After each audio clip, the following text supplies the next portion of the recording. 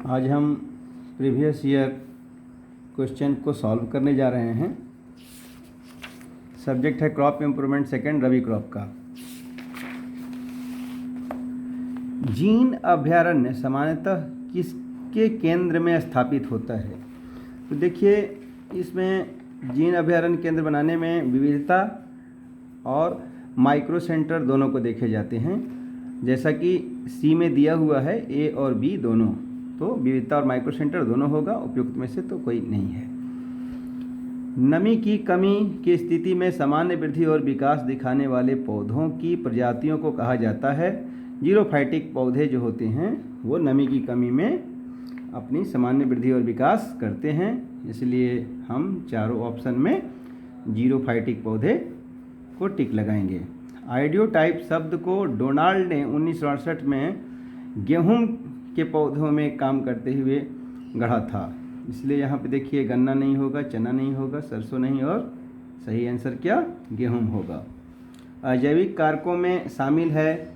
अजैविक कारकों में बिना किसी जीव के जो कारक सम्मिलित होते हैं, तो जीव नहीं है किन किन में, जैसे लवणता है, क्षारीयता, अम्लता, शीत, पाला, सूखा, रोधी, तो ये सारे हो जाएंगे, इसलिए डी में इसका सही उत्तर होगा। पहला कृत्रिम संकरण किसने बनाया था? तो थॉमस फेयरचाइल्ड ने सबसे पहले कृत्रिम संकर बनाया था। सत्य संकर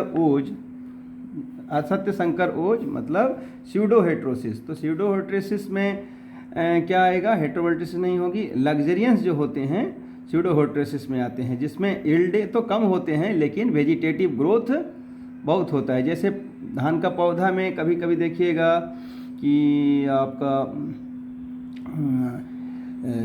हाइट बहुत ज़्यादा है, यील्ड बहुत कम है, या पालक में ऐसा होता है। अजैविक तनाव की अनुक्रिया में पौधों के लक्षण एपिनेस्टी होते हैं। जैविक तनाव में अनुक्रिया में पौधों की लक्षण एपिनेस्टी होती है। हाल के दिनों में उन्नत किस्मों को के रूप में जाना जाता है, तो ये आ जाएगी अप्रचलित खेती आएगी। तो जो अप्रचलित खेती है वो ऑब्सोल्यूट कल्टीवर कहते हैं, जिसे improved cultivar of recent past are known as obsolete cultivar. तो इसका सही उत्तर क्या होगा? अप्रचलित खेती, बी। आइडियोटाइप प्रजनन ने पैदावार को बढ़ाने में महत्वपूर्ण योगदान दिया है, इसलिए कीट पीड़क नहीं होगा, खरपतवार नहीं होगा, और सही उत्तर क्या होगा? पैदावार। और डी में बीमारी भी नहीं होगी। इसका सही उत्तर सी ऑप्शन है, जो पैदावार है। जर्मप्लाज्म संग्रह में अत्यधिक आनुवंशिक भौतिक लक्षणों की रिकॉर्डिंग को हम लोग कैरेक्टराइजेशन कहते हैं। हिंदी नाम इसका निरूपण है। दैहिक कोशिका यानी प्रोटोप्लास्ट के संलयन के माध्यम से पौधों को क्रॉस करना सोमेटिक हाइब्रिडाइजेशन कहा जाता है, जिसका हिंदी में दैहिक संकरण कहते हैं। संकर बीज उत्पादन की 2 लाइन प्रणाली ए एवं आर लाइन की क्रॉसिंग से उत्पादन होता है, इसलिए सही उत्तर इसका ए एवं आर लाइन होगा। 13 नंबर क्वेश्चन में नरबंधता प्रणाली में बी लाइन की एक समद्विबाहु लाइन मतलब नियर आइसोजेनिक लाइन, तो नियर बी लाइन की नियर आइसोजेनिक लाइन में ए लाइन होगा। और सबसे पहले हम समझें कि आइसोजेनिक लाइन कहते किसको हैं। तो आइसोजेनिक लाइन जो है, समद्विबाहु लाइन, उसको कहते हैं जो a line having single gene differences.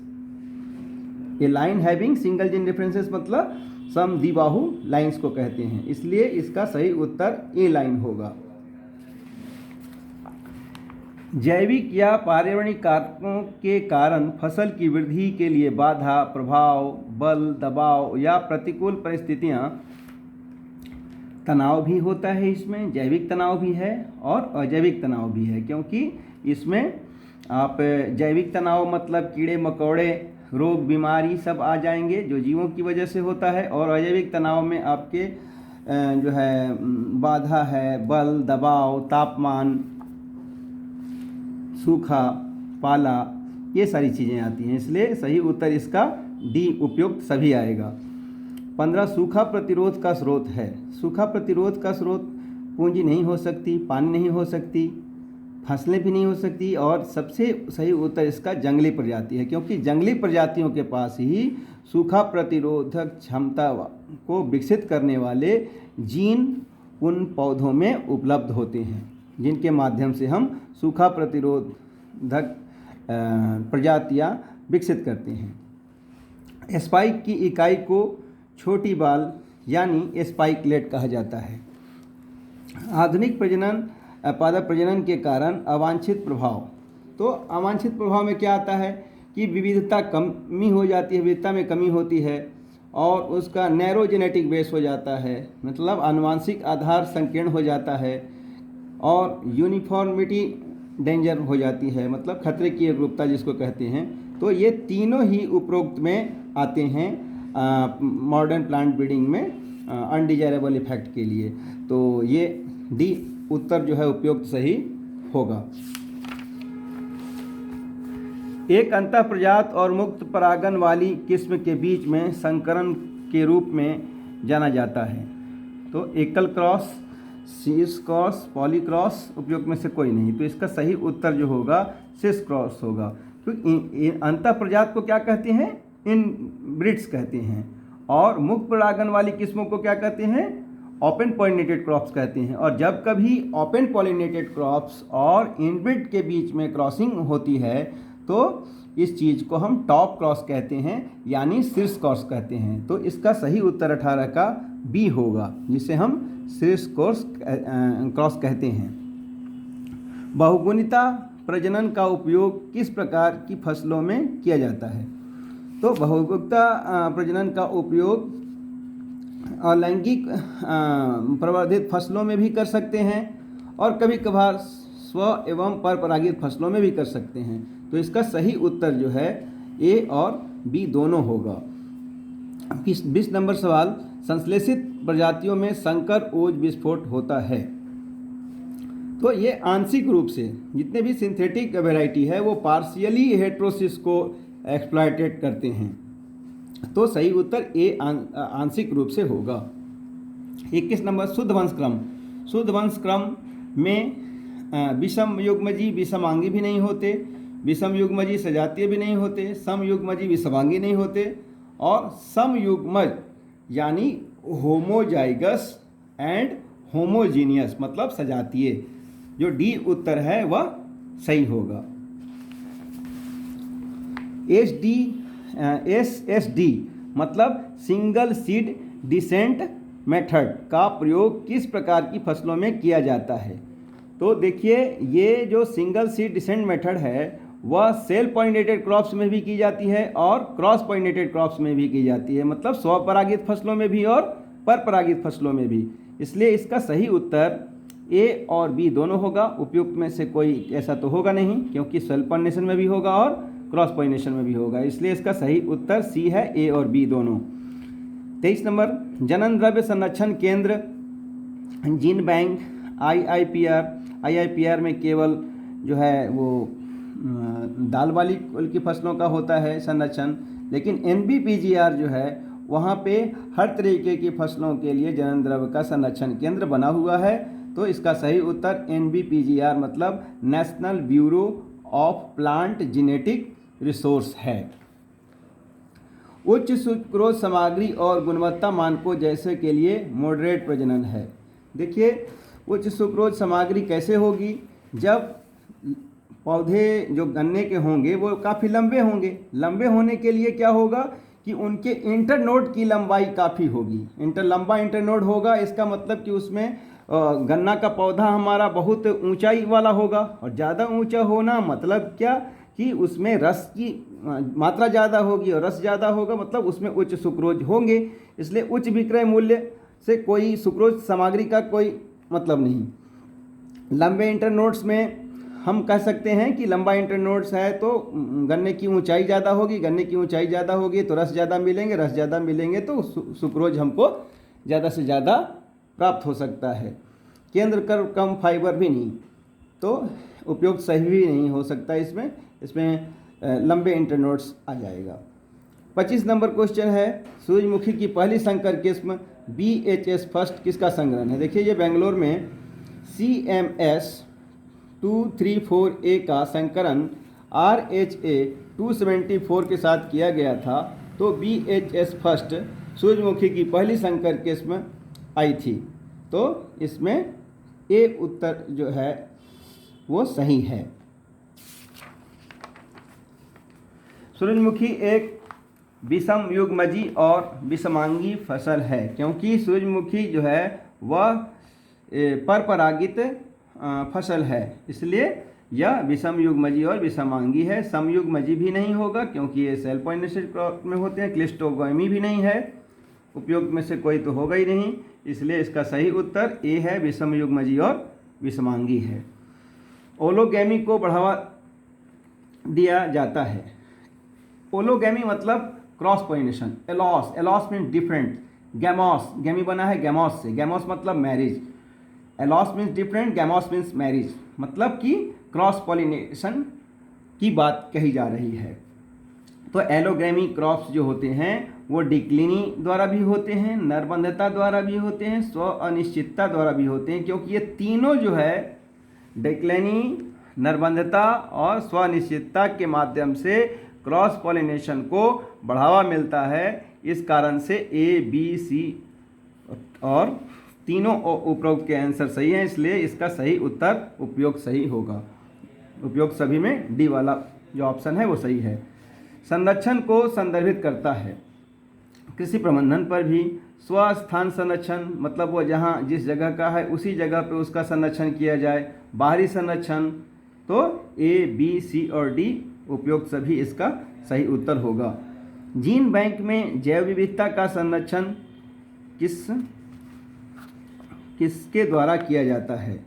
तो देखिए, जीन बैंक में जैव विविधता का संरक्षण जो है प्रजनक ब्रीडर के द्वारा भी होता है, कृषक फार्मर के द्वारा भी होते हैं, शोधकर्ता रिसर्चर के द्वारा भी होता है, और इसमें डी उत्तर है वो उपयोग सही, इसका सही उत्तर है। CBD सचिवालय स्थित है। CBD मतलब क्या होता है? Convention on biological diversity. Convention on biological diversity जो है मॉन्ट्रियल कनाडा में है। हाँ, तो इंग्लैंड में भी नहीं है, USA में भी नहीं है, फ्रांस में भी नहीं है। सी जो है मॉन्ट्रियल कनाडा में स्थित है, इसलिए इसका सही उत्तर सी होगा। संकर मक्का का पौधा अनुपात 2:6 में होता है। 2 जो है वह आपका मेल है और 6 जो हैं सो फीमेल हैं। तो 4:8 भी नहीं है, 10:12 भी नहीं है, तो सही उत्तर क्या है? 2:6 है।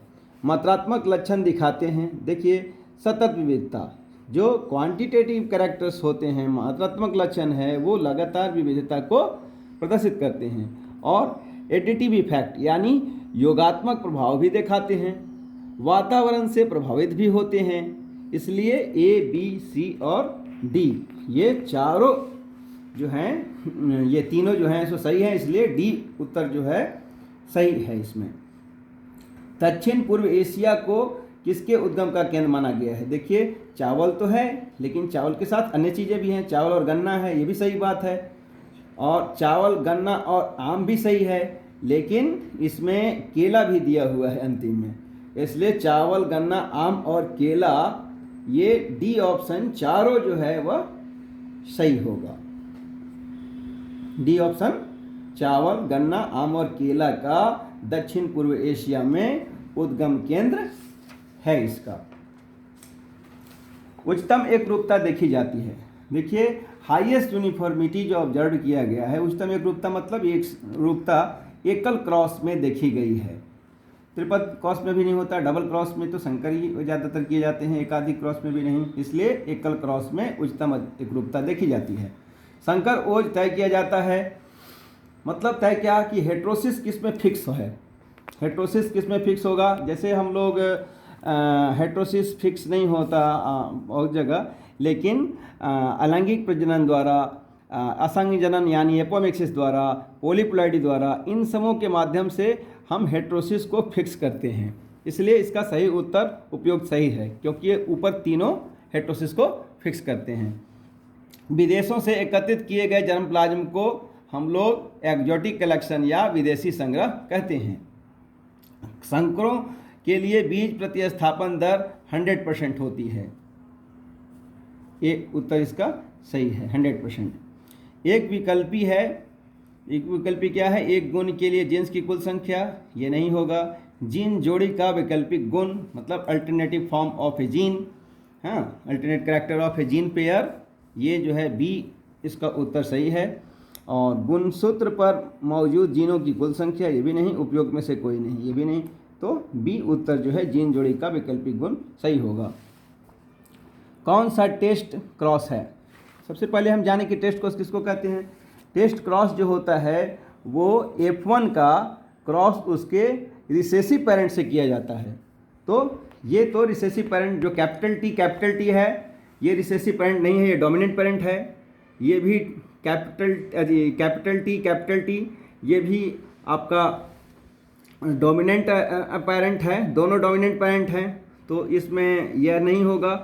फिर कैपिटल टी ये है डोमिनेंट पेरेंट, और कैपिटल टी स्मॉल टी ये हैं आपके F1। तो ये F1 का डोमिनेंट पेरेंट से क्रॉस है, तो ये बैक क्रॉस है, ये टेस्ट क्रॉस नहीं है। फिर capital T small T cross capital T small T, यह भी नहीं होगा। तो कैपिटल टी स्मॉल टी मतलब F1 का क्रॉस किससे? रिसेसिव पेरेंट मतलब स्मॉल टी। तो यहाँ पे स्मॉल टी रिसेसिव पेरेंट है ये, और capital T small T F1 है। तो F1 का रिसेसिव पेरेंट के साथ क्रॉस जो होता है वो टेस्ट क्रॉस जाना जाता है, इसलिए इसका सही उत्तर डी होगा। डाई हाइब्रिड निम्नलिखित प्रकार के युग्मक उत्पन्न करता है। डाई हाइब्रिड प्रमुख रूप से 4 प्रकार के युग्मक को उत्पन्न करता है। जैसे देखिए, ए में 1 है, बी में 2 है, सी में 4 है, और डी में उपयुक्त में से कोई नहीं। तो सी जो उत्तर है 4 वाला, ये उत्तर सही है। एक प्रजाति में कुल जीनों का योग कहलाता है जीन पूल। तो जीन पूल किसको कहते हैं? Sum total of genes in a species is called gene pool. तो इसका सही उत्तर सी होगा। ओलिगोजेनिक लक्षणों में हस्तांतरण के लिए सबसे प्रभावी तरीका है। देखिए, वंशावली प्रजनन को कहते हैं pedigree method, pedigree breeding. B है बल्क प्रजनन, बल्क ब्रीडिंग। सी प्रति प्रजनन को इंग्लिश में बैकक्रॉस कहते हैं। और डी है जो डिसरप्टिव मैटिंग कहे जाते हैं, जिसको विघटनकारी मैटिंग कहते हैं। तो बैकक्रॉस मेथड से ज़्यादातर हम ओलिगोजेनिक कैरेक्टर्स को, ओलिगोजेनिक मतलब क्या? कोई ओलिगोजेनिक लक्षण मतलब कि 1 या 2 या 3 जीन्स मिलकर किसी एक लक्षण को लाने के लिए उत्तरदायी होते हैं। और ओलिगोजेनिक कैरेक्टर्स जो है वह हस्तांतरण के लिए सबसे प्रभावी तरीका हमको प्रति प्रजनन यानी बैक क्रॉस ब्रीडिंग है। एक किस्म जिसे सभी संभावित संयोजनों में अच्छी GCA के साथ कई अंतःप्रजात को मिलाकर विकसित किया जाता है और F1 क्रॉस के बीज को समान मात्रा में मिलाकर विकसित किया जाता है कहलाता है। देखिए, सभी संयोजनों मतलब GCA मतलब जनरल कंबाइनिंग एबिलिटी। GCA को क्या कहते हैं इंग्लिश में? General combining ability. एक ऐसी प्रजाति जिसके मतलब सबसे संयोजन करने की क्षमता अच्छी होती है, जो अंतःप्रजात मतलब इनब्रिड्स मिलाकर विकसित किया जाता है और F1 क्रॉस के बीज को समान मात्रा में मिलाकर विकसित किया जाता है। इसलिए यह कहलाता है संकर किस्म नहीं होगा, मिश्रित किस्म नहीं होगी, संश्लेषित किस्म होती है। और लास्ट में है जो उपयुक्त सही, तो ये नहीं है। तो जो आपका सी उत्तर है संश्लिष्ट किस्म यानी सिंथेटिक वैरायटी होगा। उद्गम का प्राथमिक केंद्र प्रदर्शित करता है। देखिए, उद्गम का प्राथमिक कम विविधता को करता है और द्वितीय जो केंद्र होता है उद्गम का वो अधिक विविधता को प्रदर्शित करता है। इसलिए उद्गम का प्राथमिक केंद्र प्रदर्शित करता है कम विविधता को। सबसे पहले अधिक विविधता तो सेकेंडरी हो गया, कम वाला आपका प्राइमरी हो गया। कोई विविधता ऐसा होता नहीं। और उपयुक्त सभी ये चारों ऑप्शन होगा नहीं, इसलिए सही उत्तर क्या है, कम विविधता वाला उत्तर सही है, जो भी ऑप्शन शो कर रहा है। किसी पादप प्रजाति के आनुवंशिक सुधार की दिशा में पहला कदम है, सबसे पहले प्लांट ब्रीडर सिलेक्शन करता है। तो first step genetic improvement of plant species is selection. Domestication भी नहीं, डोमेस्टिकेशन बाद में होता है। चयन हो गया, जननद्रव्य संग्रह हो गए, इसमें से कोई नहीं, तो सबसे पहले हम क्या करेंगे, सिलेक्शन करेंगे। विशाल आनुवंशिक विविधता की खेती वाले क्षेत्रों को कहा जाता है। तो cultivated areas with vast genetic diversity are called. तो विविधता के द्वितीय केंद्र हैं, विविधता के द्वितीय केंद्र, जैसा कि हम पहले बताए हैं कि विविधता के द्वितीय केंद्र मतलब सेकेंडरी सेंटर ऑफ डाइवर्सिटी में सबसे ज़्यादा आनुवंशिक विविधता देखी जाती है, इसलिए हम पहला उत्तर ये सही नजर आ रहा है। विविधता के प्राथमिक केंद्र में कम होता है। आनुवंशिक विविधता के सूक्ष्म केंद्र मतलब माइक्रो सेंटर, ये भी नहीं होगा। उपयुक्त में से कोई नहीं, ये सब तो हो ही नहीं सकता, इसलिए ये ए ऑप्शन विविधता के द्वितीय केंद्र सही है। जीन फॉर जीन हाइपोथेसिस को फ्लोर नाम के वैज्ञानिक ने दिया था, इसलिए जीन फॉर जीन परिकल्पना को फ्लोर की परिकल्पना कहते हैं। अति प्रभुत्व परिकल्पना भी नहीं कर सकते, प्रभुत्व परिकल्पना भी नहीं कर सकते, जीन पैरामीडिंग भी नहीं कर सकते, इसलिए जो ए उत्तर है फ्लोर की परिकल्पना में जीन फॉर जीन हाइपोथेसिस को डेवलप किया गया था। लंबे समय तक चलने वाले प्रतिरोध को के रूप में जाना जाता है। तो टिकाऊ प्रतिरोध, जिसको हम ड्यूरेबल रेजिस्टेंट कहते हैं, तो इसको क्या कर सकते हैं, the long lasting resistant is known as durable resistant. टिकाऊ रेजिस्टेंट को ड्यूरेबल रेजिस्टेंट कहते हैं, क्षैतिज प्रतिरोध को हॉरिजॉन्टल रेजिस्टेंट कहते हैं, ऊर्ध्वाधर प्रतिरोध को वर्टिकल रेजिस्टेंट कहते हैं। उपयुक्त में से सभी ये भी नहीं होगा, तो लंबे समय तक चलने वाले प्रतिरोध को टिकाऊ प्रतिरोध कहते हैं। विविधता के केंद्र की मुख्य विशेषताएं हैं, उनके पास व्यापक आनुवंशिक विविधता है, उनके पास व्यापक आनुवंशिक विविधता नहीं है।